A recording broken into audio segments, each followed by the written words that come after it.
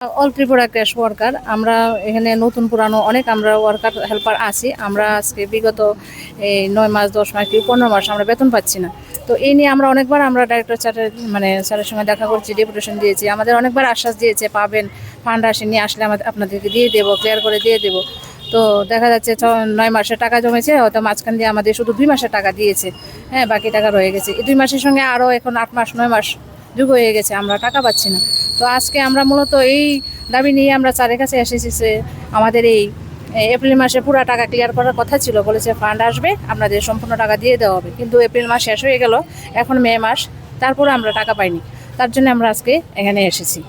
তো স্যার উনি বলেছেন যে ফান্ড এসেছে, অল্প পরিমাণ টাকা এসেছে, এর থেকে আমাদেরকে এই মার্চ মাস পর্যন্ত পুরো টাকা ক্লিয়ার করে দিয়ে দেবে, এই আশ্বাস দিয়েছে। তো এখন 20 তারিখের মধ্যে বলেছে টাকা দিয়ে দেবে। তো এখন আমরা দেখি 20 তারিখের মধ্যে কী করে।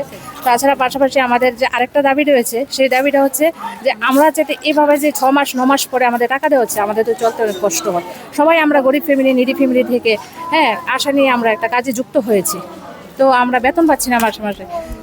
আমাদের এটাই এখন দাবি সরকারের কাছে যে আমরা যেটা বেতনটা, আমাদের স্যালারিটা মাসে আমাদেরকে প্রদান করা হয়।